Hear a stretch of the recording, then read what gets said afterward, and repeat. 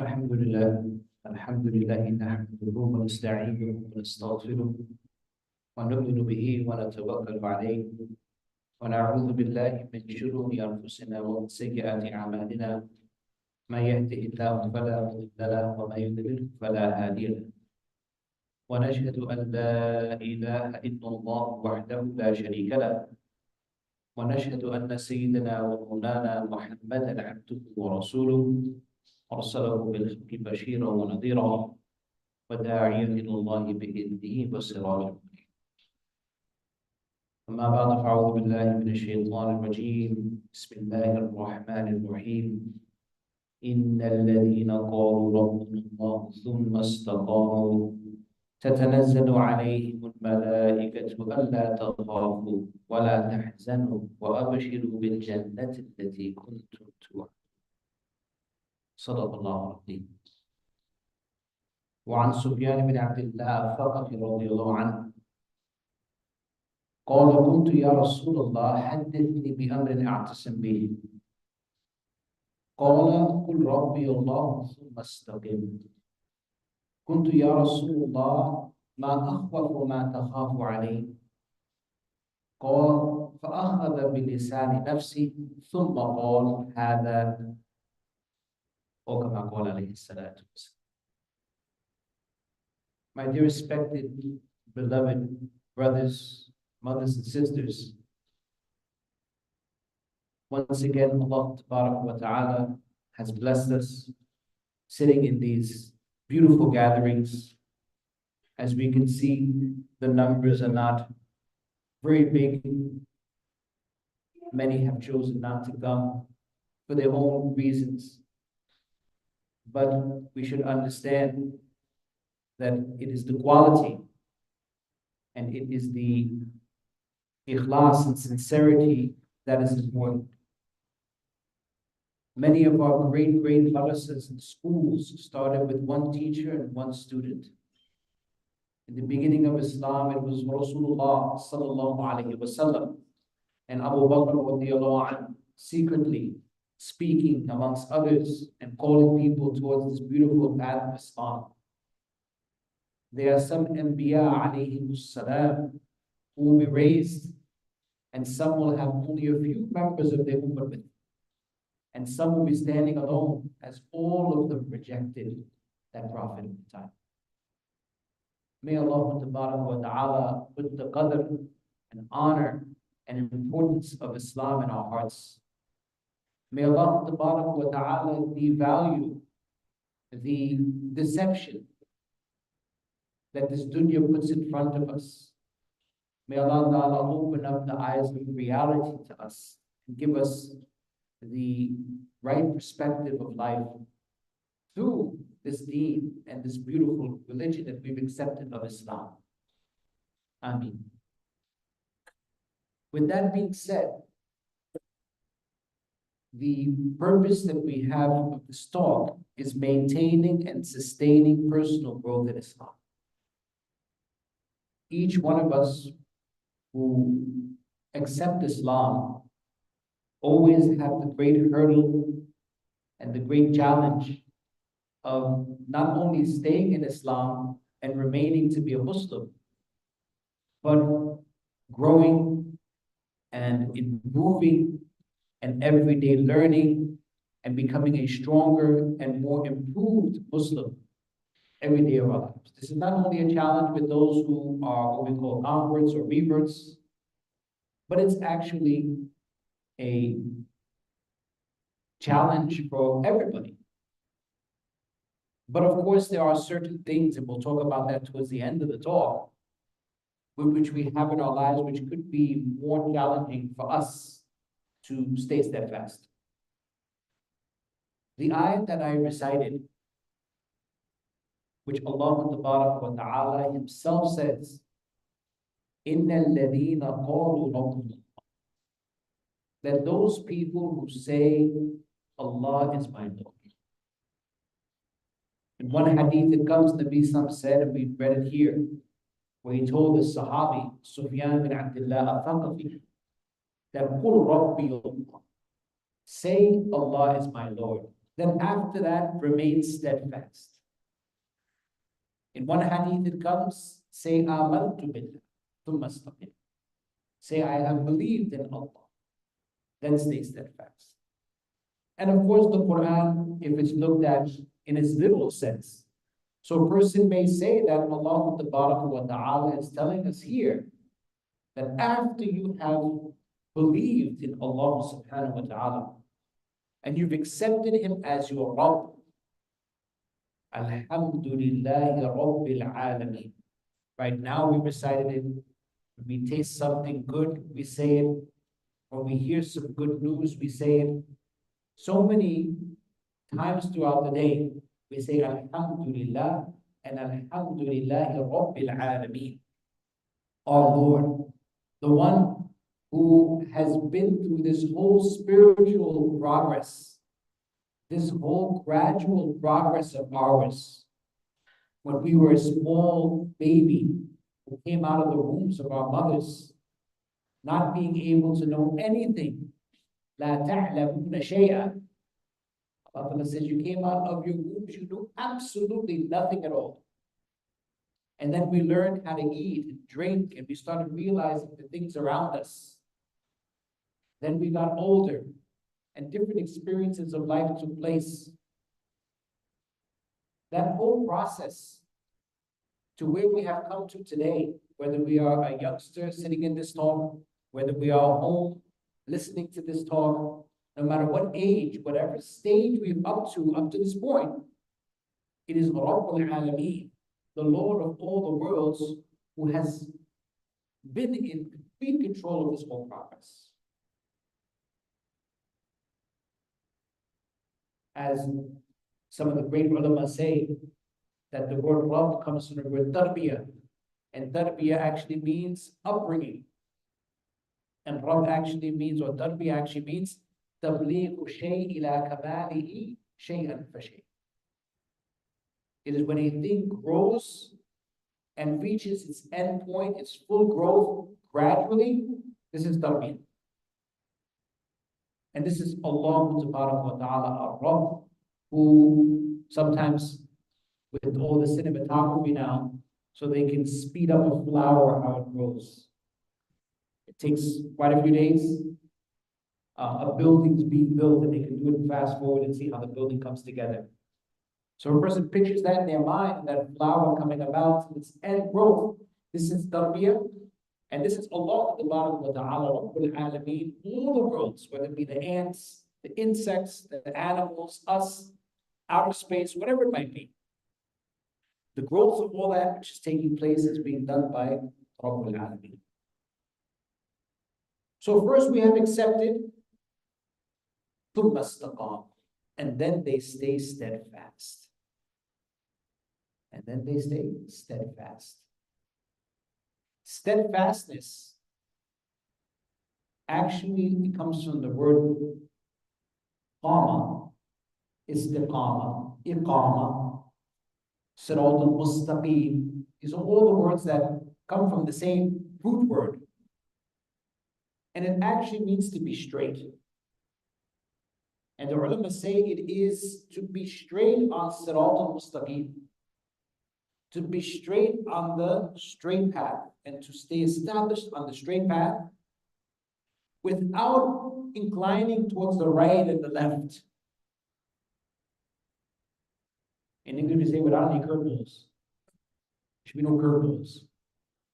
Staying straight on the straight path without moving right and moving left. And this has to do with our outward and it has to do with our inner as well.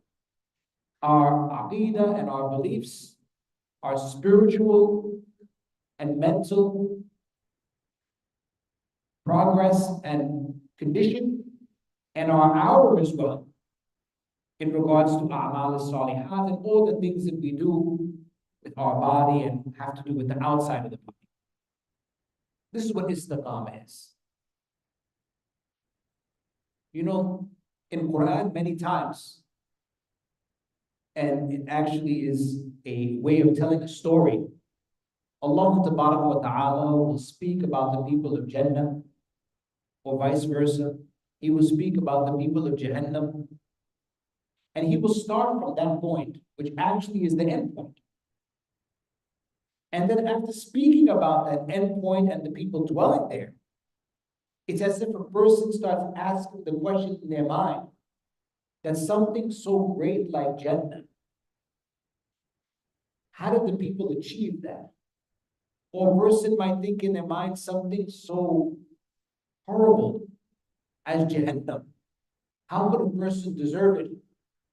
And Allah Ta'ala then backtracks and goes and talks about what they did in the worldly life in order to deserve it. Many places in the Quran, this is the way Allah talks. And sometimes He comes from the beginning and then moves forward. These are the ways, if you read novels and things like that, sometimes it starts like that. A man is old, and if it's some type of very dramatic book, so he's downstairs in the basement, blindfolded with a gun to his head, and then he says, it all started when I was 14. And that whole book is going to now bring you all the way back to why the hell that guy's in a basement with a gun to his head. How do you get to that? So let's go to the thing that we are all here for, actually. And I remember when I first told my mother that, I'm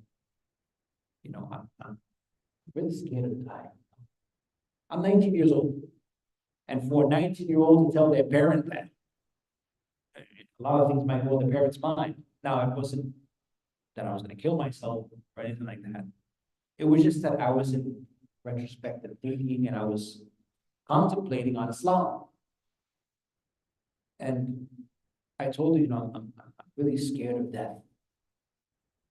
And then I actually went to her for the advice. And then she looked at my niece who was there, who was now an older woman. And she was a young girl at that time, maybe 7, 8 years old, 5 years, I don't know what age it was, but she was a young girl. And she said, what are you scared about? That the purpose of life is to have kids. That. I didn't get the answer I wanted. I realized that she also needs to start thinking about life as well. But going back to that initial fear of death, it's one of the driving forces on all of us why a Muslim is doing everything he's doing. Let me do all my good deeds, so after death I'll be in a good state. I can be well. In front of Allah Ta'ala, I'll be fine. And then also it's a driving force a lot of times in regards to reverts and converts accepting Islam. That we're really scared. We might see somebody die. We're thinking about death. Not everyone's going to be here all the time. And then it just keeps repeating itself in our minds and in our hearts. And then we look for an answer that what is the clearest message on what happens after.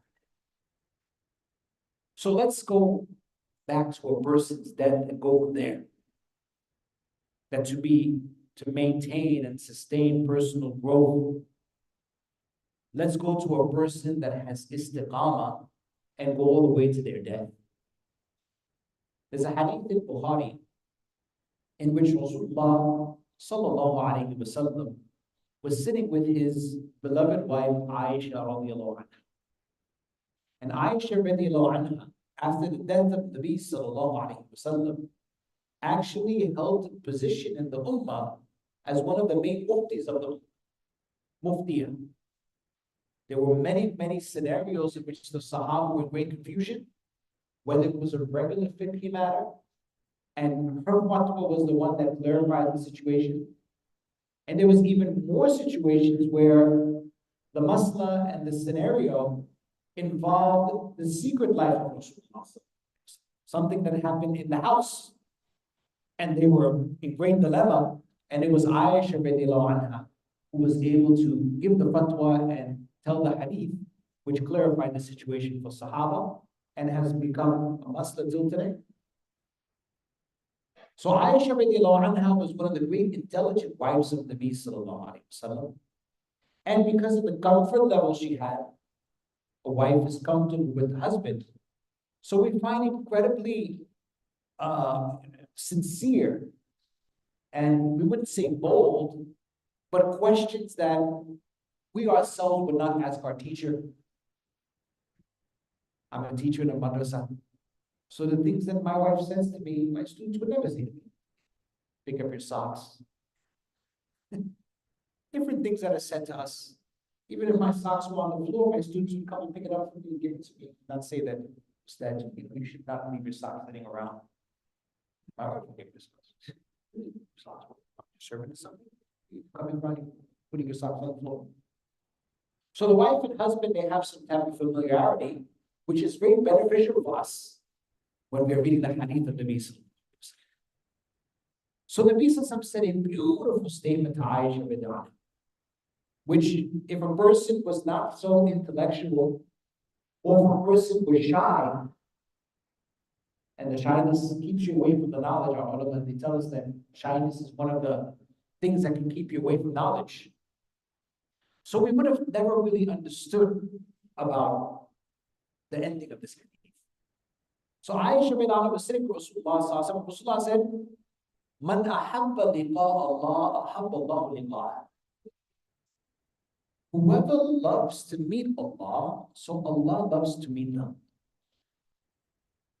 When Aisha Radhiyallahu anha heard this, so she said, Ya Rasulullah, kulluna yakrahu al-maut. You are saying this, and it's beautiful that if a person loves to meet Allah, then Allah loves to meet them. Unfortunately, that means which gets us to meet Allah Ta'ala is death. Ain't none of us like that. Every time we are going to the Qabristan and doing the janazah of someone, you guys whatever you put that person in the grave and the dirt comes onto them and we turn around, not with lisan, not with our tongues, or but with our condition. We're basically saying better him or better her than me. I've still got my chance.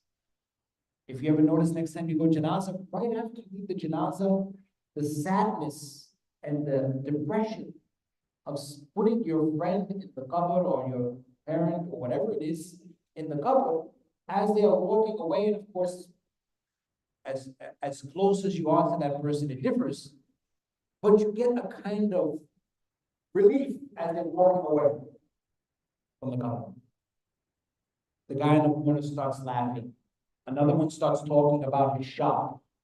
Another one starts, going back to his car quickly. They're already talking about food back at the house. Right away, everybody feels a relief that they're gone and I'm still here. So Aisha Radhiyallahu tells Nabi Sallallahu Alaihi Wasallam, the problem is that none of us like to die. It's an incredible question by Aisha Radhiyallahu, which in our, places of dars, we would say, Hada Ishkal, this is an Ishkal. What are we going to say there? So Rasulullah Sallallahu Alaihi Wasallam clarified it for all of us. And he said, it's not like that. And then beautifully Rasulullah said, when a servant of Allah Ta'ala reaches his death, Bashatul Malaika, the angels, they give him glad tidings. Some ulama say that the angels even the glad tidings and they show them what their maqam is in Jannah. This is your palace that's awaiting you in Jannah. And that person who didn't like death and was scared to go to the Akhirah, by seeing that and seeing the glad tidings, now looks towards that. He looked back at his one-bedroom apartment in New York, his 1999 Toyota Corolla, back at his job, and then sees that. So then at that time, Rasulullah said, the servant of Allah loves to meet Allah Ta'ala, and then mutually Allah loves to meet him. The choice is made then. It's not that now you're sitting here and you love to meet Allah Ta'ala at all times, and there are some people who reach that level. But it comes at the ending. This hadith in most of the tafsir kitabs has come under the ayah which I recited. إِنَّ الَّذِينَ قَالُوا رَبُّ اللَّهِ ثُمَّ اسْتَقَامُوا تَتَنَزَّلُ عَلَيْهِمْ الْمَلَائِكَةُ عِنْدَ الْمَوْتِ At the time of death, the angels come down. So that person passed away, lived got the good death. The angels are taking him to the Jannah, taking her to the Jannah. What were the things that that person did to get a death? Backtracking. The way we talked about in the Quran, the way we talk about in a novel, and we're not going to say the movies also. They do it even more than the backtrack, where I was when I was a kid. Let's go back to this person who the angels are taking him to Jannah and showing him his place in Jannah, and he's dying, she's dying, a good death. What did they do to get there? The ulama say that the good death, min thamarat al-istiqamah. It is from the roots of being steadfast. A person who's steadfast in deen, and in his life, in difficult situations, they stay strong. And when he had control, he stayed strong, or she stayed strong and consistent.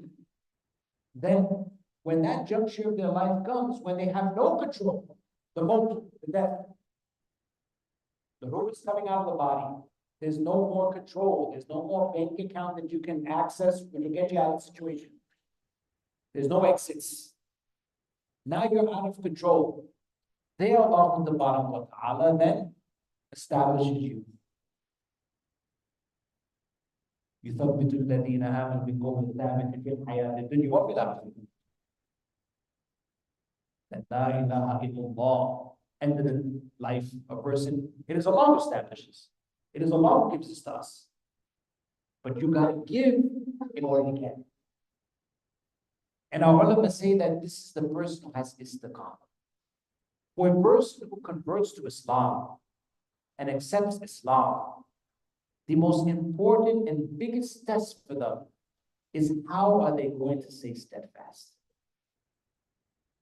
How are they going to be consistent?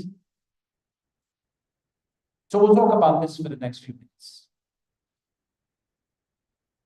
An easy way to go about it, and for us to remember it, is let's start from the markaz, the heart.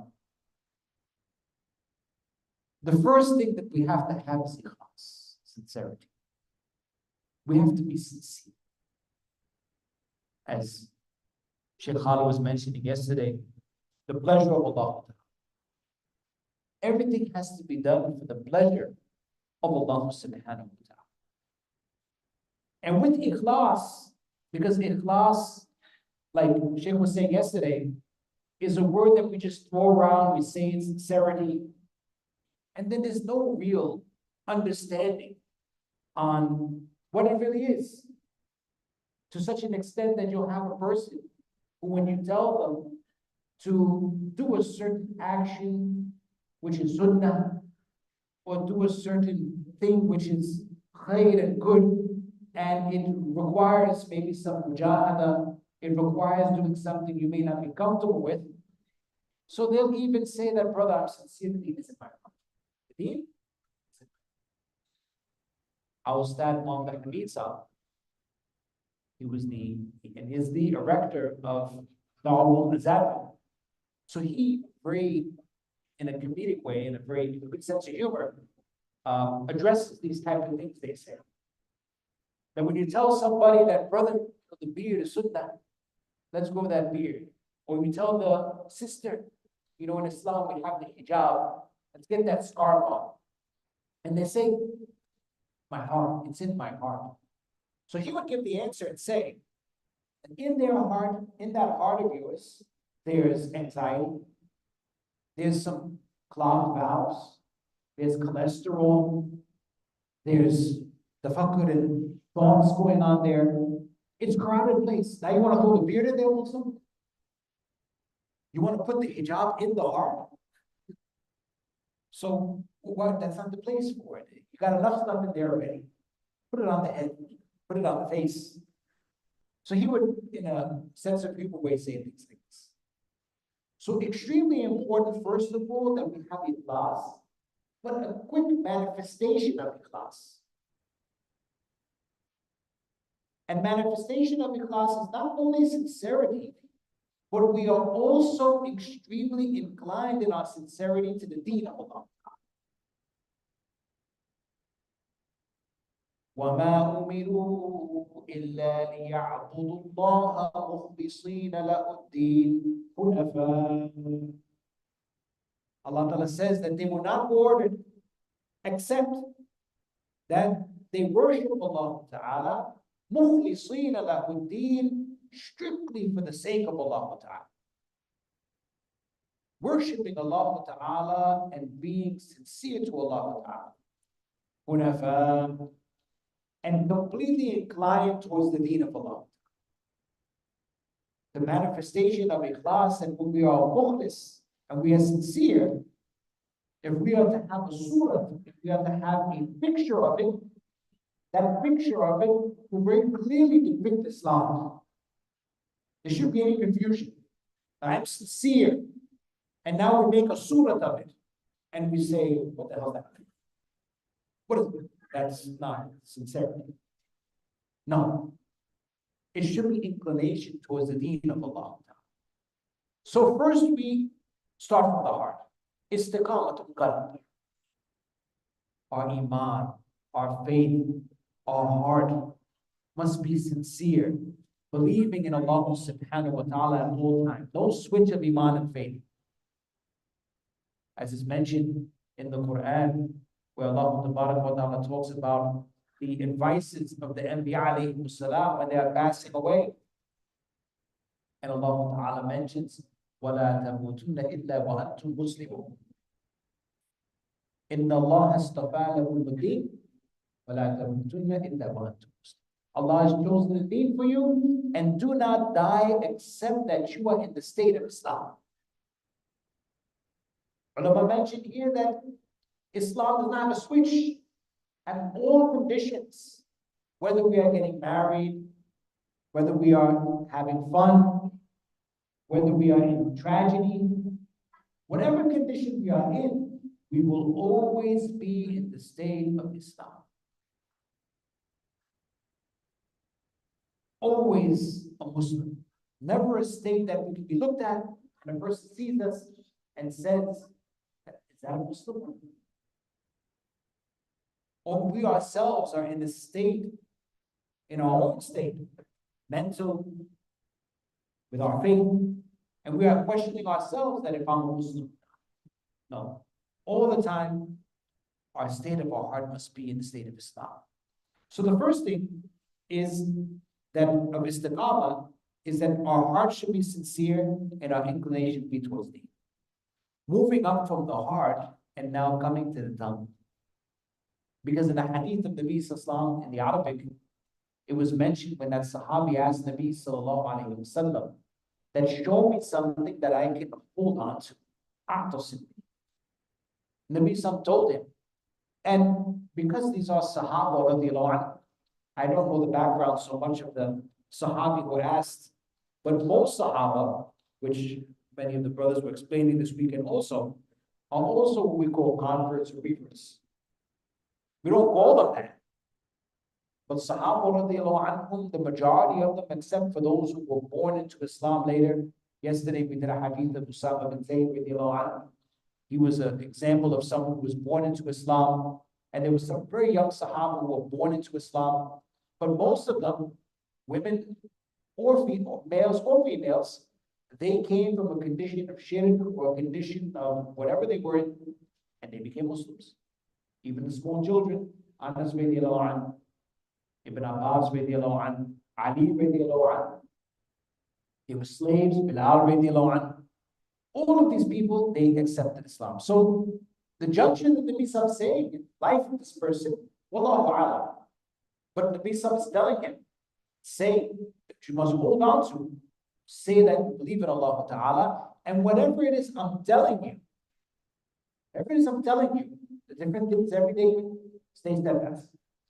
Tomorrow the hukum of salat is coming, what I'm telling you about, stay steadfast. That the very general advice. Other times the Nabi Sallallahu would give advice of pray salat and hold your anger. But here the Nabi Sallallahu gave a very general advice that basically whatever the deen is and this gradual, growth of deen that's coming in front of you, what you're going to hold on to? Everything. Be steadfast. Make sure you are consistent in everything that you do. Then after that, the Sahabi asked the second question that, oh Rasulullah, what is the thing that you're most fearful of? Because he asked something and the Nabi gave a general answer. So it could be possible that this Sahabi, this general advice that he got, he wanted something a little bit more specific. See anything in me that's very general and istiqamah? I know about that. Is there something that's in me specifically that I should work on? And after giving him the nasiha of istiqamah, Nabi sallallahu alayhi wa sallam akhada lisan nafsi. His own tongue he grabbed. So Nabi sallallahu was giving a visual and stuck out his tongue and grabbed it. And he said, Adam, this to emphasize the point. You can say your tongue. You can say your tongue. But Nabi sallallahu alayhi wa sallam, he grabbed it, and after that, even made ishara towards it. And the ism ishara in Balagha sometimes comes for ta'ween. Sometimes you will mention something because of the greatness of it. And you'll say, that is this here. The tongue. So moving up from the istiqamah of the heart, and how as Muslims we have to have our hearts in check, and the ikhlas and sincerity, the iman, the faith. Also what happens now, there's windows to this heart. And let's move up the body now, and then we have our tongue. We have to make sure that we protect our tongue. Whether it be protection of the tongue in regards to the sins of the tongue. It's mentioned in one hadith that all of the body parts plead to the tongue every day. Ittaqillah fina. Please, fear Allah Ta'ala for us.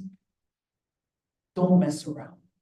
Sometimes you have, 6, 7 kids, and you got the one kid who causes a problem. So you pull him on the side and say, please. Coming in this house, it's a nice house. Be on your best behavior, please. Similarly, the body parts, the leg, the eye, everything. They look in the tongue, please. The sharat. So much problems. Control yourself. Control yourself, please. And they even tell the tongue after that. And it's the kingdom. If you are straight, it's the kingdom. We're straight. If you're crooked, we're crooked. If you mess around, so the tongue is actually what we call a foundational part of our deen.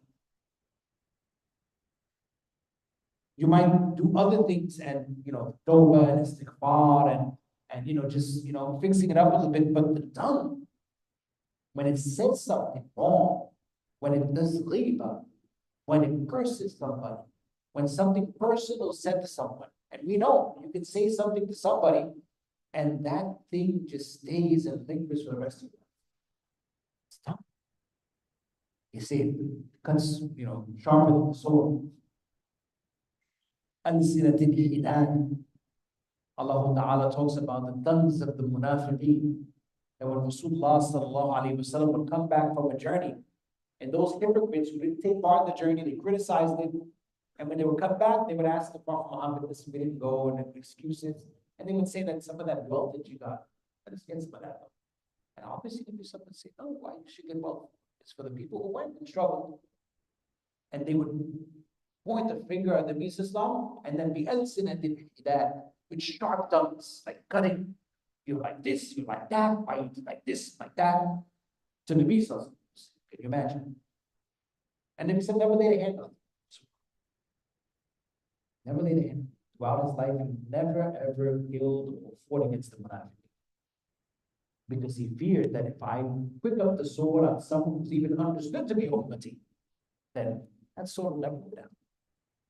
Right now, we see what happens. Imagine these people who kill so many Muslims, and even our Muslim leaders are doing it. Can you imagine if they had a hadith with Nabi Sallallahu Alaihi Wasallam killing Muslim or killing Munafiq? They would say that. He's Munafiq anyway. They do it anyway. They kill his Munafiq. Well, that's not what he said. He said, kill Munafiq. He didn't kill them. He let them. They lived amongst them. And Allah exposed them at certain times, but it wasn't killing, they didn't kill them. Because that person probably is ummati of the beast. There's no way you can kill ummati. Anyway, so the tongue, whether it is in regards to the negative, protecting it from sins, or whether it is regard to the positive, that now that tongue should be wet and moist and consistent with the dhikr of Allah subhanahu, which our ulama and mashayikh have said is one of the most effective things. Dhikran kathira, abundant dhikr.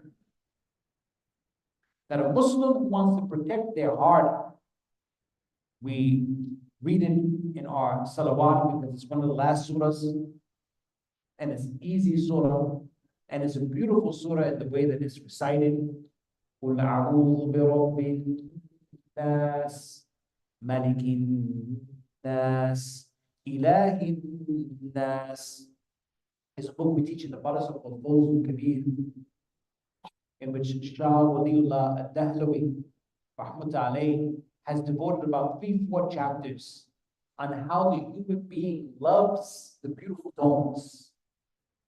It is a common theme of all of the world that people like to hear singing, they like to hear poetry, they like to hear music. This is what it sounds. So therefore, the Quran has come with a beautiful, melodious tone to give into this nature of insan. So that's why we hear the Quran. It is such a beautiful thing. It gives into that common theme in insan that I love to hear the beautiful voice and the beautiful tones. That's why the ayah end off on mads. Alhamdulillahi Rabbil Alameen. Ar-Rahman Ar-Rahim. It's rhyming. Allah has done this for us. The beautiful Quran and how it's so kula min sharri al-waswas al-khannas. Min sharri al-waswas, the one who whispers. Khannas, the one who retreats. Khannas means to retreat. The stars, they've been also been فَلَا أُقْسِمُ بِالْجَوَارِ الْكُنَّسِ.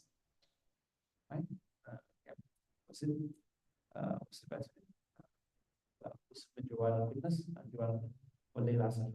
Forget it. Anyway, they are retreating all the time. Retreating.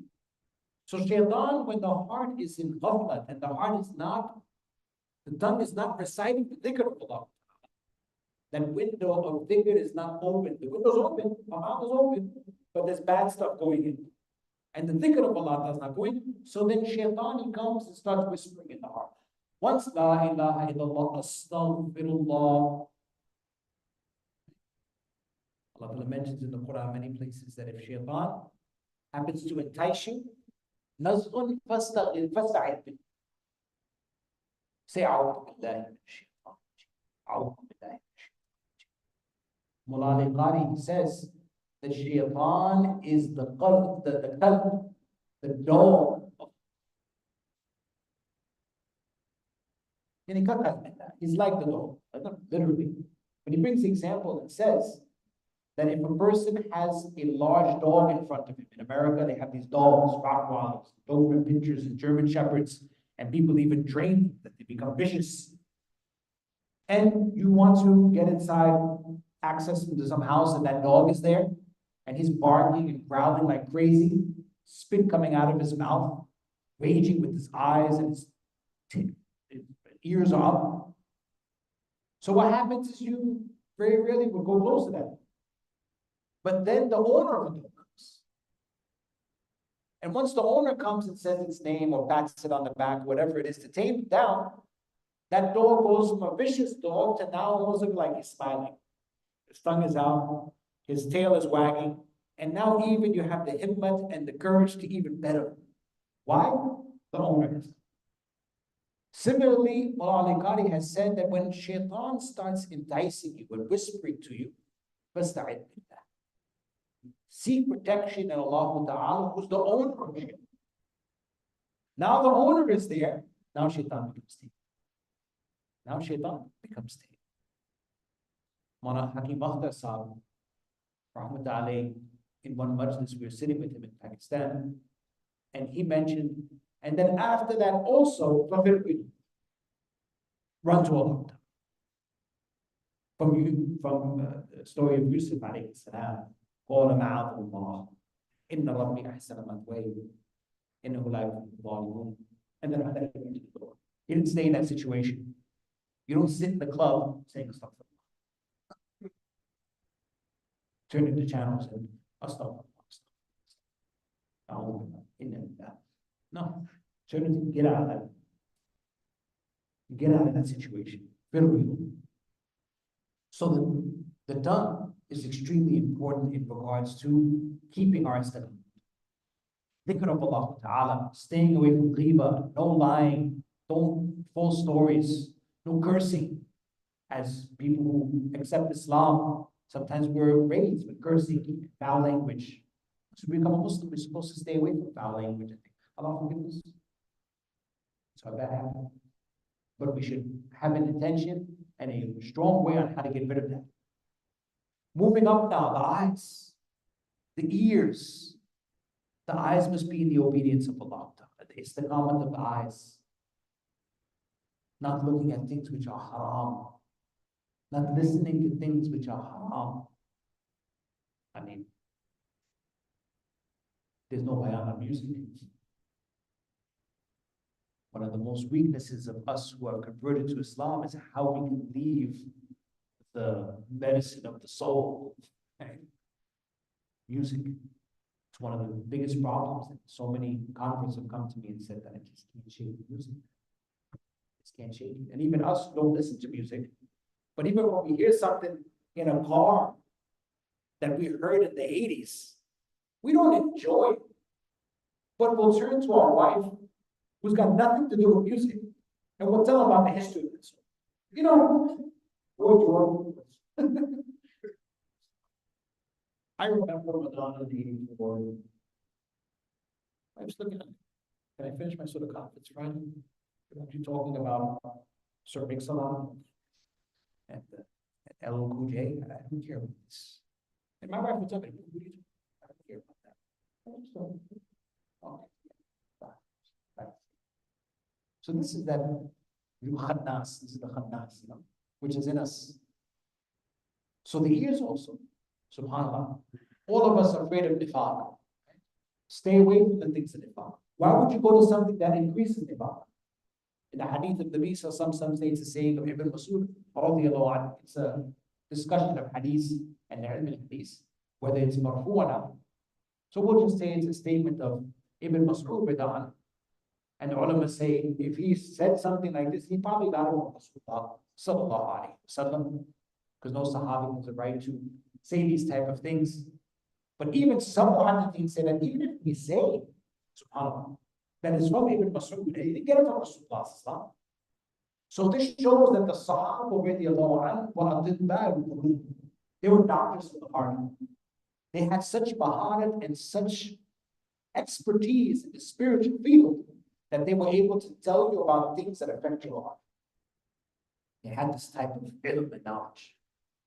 And he said, the one who listens to music, يُنْبِتُ النِّفَاقَ فِي الْقَلْبِ كَمَا يُنْبِتُ الْمَاءَ. It increases and it grows nifaq in the heart. SubhanAllah, we're trying to stay away from nifaq. Now we're doing something that brings nifaq in the heart. And the music, it makes nifaq grow in the heart the same way that the water makes crops grow. Now, so istiqamat of the eyes, istiqamat of the ears, istiqamat of the mind, the brain. My 3 nasihats every time if I give a shahada, and any Muslim comes to me, I give 3 advices. I told him, first of all, make dua. Because he's sinless, she's sinless. Dua is accepted. Make dua for me and make dua for yourself, and keep us in dua. Their duas are accepted. Start getting that relationship with Allah Ta'ala. If you ask, take advantage of it before you start, filling up that that slate again. Make dua first. Second thing, learn something every day. Gain knowledge. Because jahalat is halal. People will say jahalat or halal.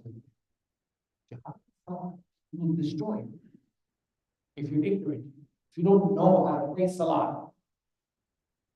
You know, this, I spoke to one mistakes that a person makes because of ignorance and not learning. For years it happened.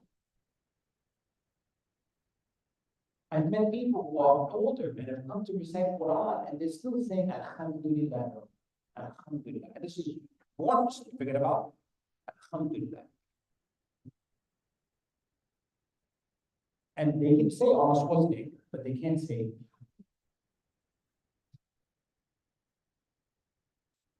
it's knowledge, it's learning. So make sure that we are learning something every day. We're playing, and we'll talk more about knowledge tomorrow. Knowledge. Make sure every day you learn something. And moving down the body, protection of our bodies, which is one of the more dangerous things along with the music, along with jahalat, and staying ignorant about certain things and not learning. One of the more probably worst things is the fact that we accept Islam, but we are still involved in fornication. One brother once told me, who was in the field of da'wah, a convert. He said, Brother Mikhail, you know, they can leave the music, and they can leave the, you know, the mother, the father, can't leave the girlfriend.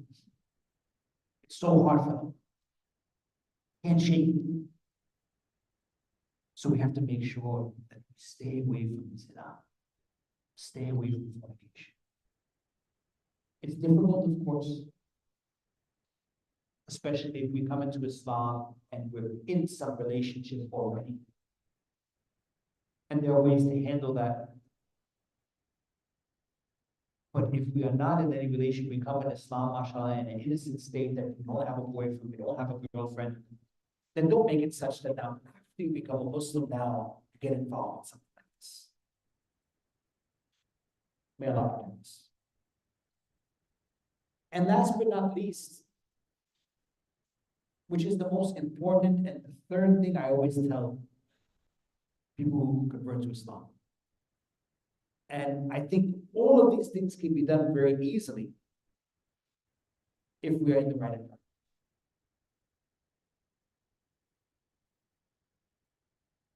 One of the big problems when we accept Islam, and it's understandable because it's a shell shock when you accept Islam.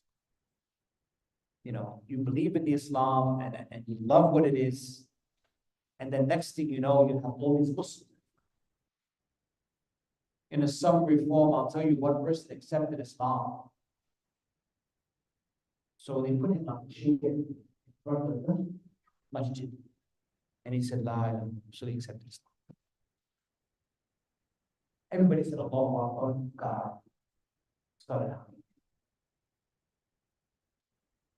As they were hugging him, one brother, the Sahaba was coming, he took the chair from behind him and walked away. Innocently. After he finished hugging everyone, so the brother went to sit back down again and fell down. Whatever. And everybody started laughing. The whole majma was laughing. What an embarrassing situation. So you have to deal with Islam, and now you got Muslims. Now I got guys laughing at me. I have been told, we prayed salah. Then after one of the elder men said, Sheikh Mikhail, make sure to tell him he has to shave his underarms and make sure his beard grows. I never did. I knew him for many years. Since I was a kid, before Islam, I knew him. I knew his kids. He was a doctor. I moved out with something. How long have you had your beard? Is that all I answered? You started growing it last year. You got a shaved beard. You're like 62 years old. That thing that took you 62 years to do, you want this guy to do in his first 6 minutes of Islam? I don't want to talk about that. We're not checking that today. And then I never saw the brother was just another one that disappeared, and I never saw him again. But staying in the right environment. When we stay in the right environment, inshallah, the masjid environment, every day we are consistently coming. We get around some good brothers, some good sisters. First thing that happens is we start learning the culture of Islam, which is important. We get affiliated with it. Subhanallah, Alhamdulillah. These are all Islamic. La ilaha illallah, Allahu Akbar. Inna lillahi wa inna ilayhi raji'un. All these are in hadith. So the replies in Arabic coming into the masjid, all the things of Islam. And then getting affiliated with the culture of the Muslims. You accept Islam, and then, some brother sits right next to you and puts his hand on your leg. Brother, alhamdulillah, mashallah. 3 days you're Muslim, you finish your salat, you're walking out, one brother's going to grab your hand. Mashallah. What's going on here? Are we supposed to just keep walking like this, or who breaks first? So you have to learn the cultures. They're not doing anything bad with you. You realize that that brother grabbed your hand is a beautiful brother. He might help you out when you need money. He wants some aid for you. It's his culture. When we talked about, you got to learn that. You got to get acquainted with that. It's important. So that's another thing that happens. And then, of course, by being with the Muslims, Ya ayyuhalladhina amanu ittaqullaha wa kunu ma'as sabirin. This ayat actually was revealed about those 3 Sahaba, the most popular of them all, Ka'b bin Malik, because he recited with the long hadith he talked about in regards to his whole story. Ala thalathatil ladina khulifu. Allah Ta'ala forgave those 3 people who were left behind. It was the war of Tabuk, Had, Sa'at al-Usra. Nabi Sallallahu said, all the Sahaba, we got to go to Tabuk and fight. It was against thousands of Roman troops. They never experienced that before. The dates were plump. Business was booming in Medina. Leave all that in the hot weather, across the desert. Let's go, everybody. It was a big test. And these 3 stayed back. And for 50 days, no word came about them, and nobody talked to them. And they had to stay away from the ummah of Nabi Sallallahu Hatta idha daqat alayhim al-ard. Allah Ta'ala talks about the anxiety and the difficulty that they had.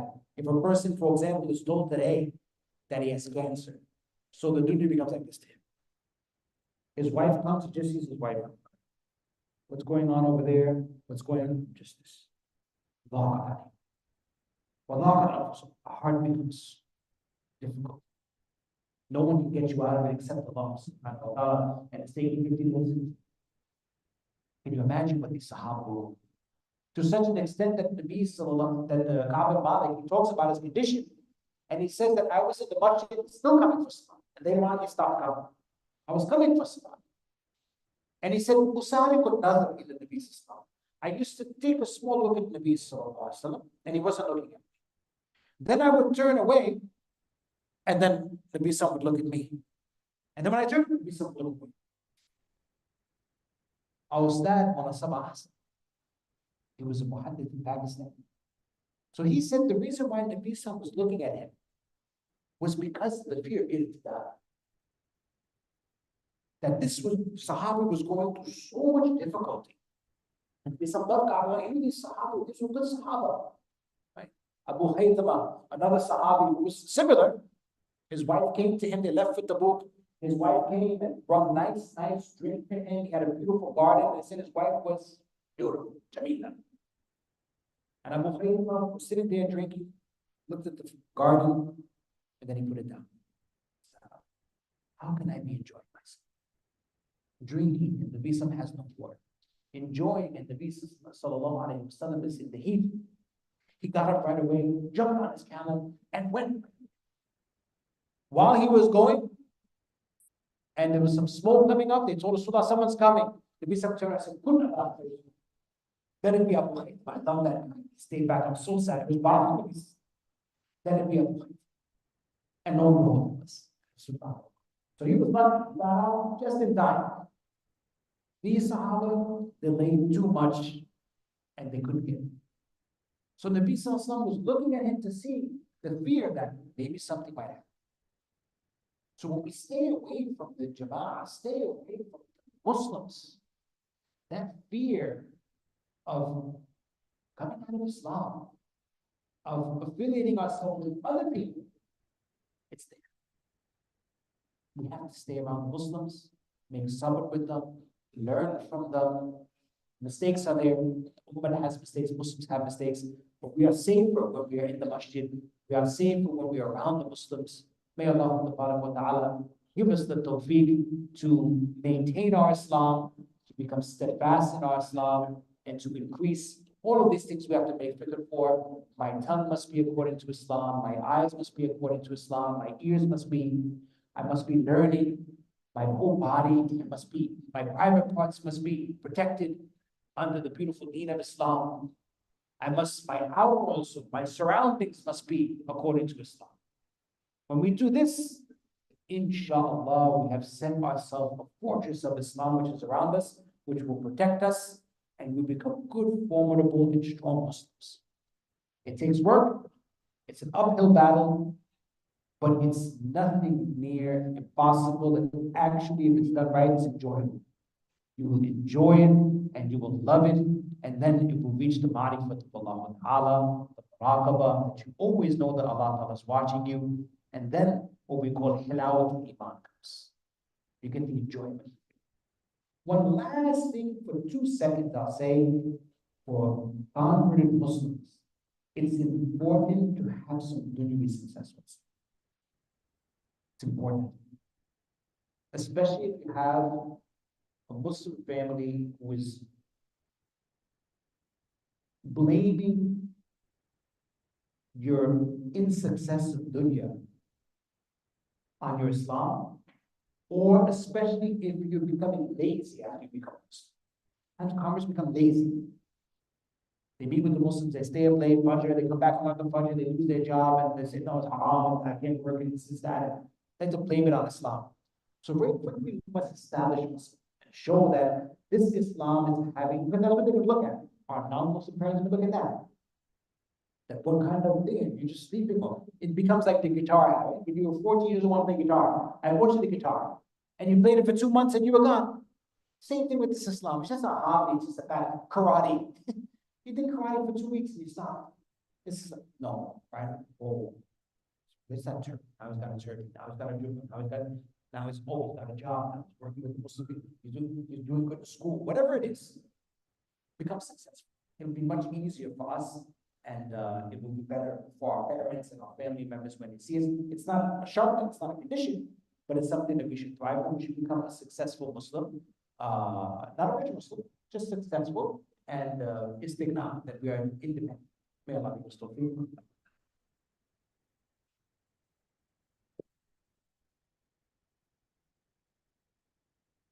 All right.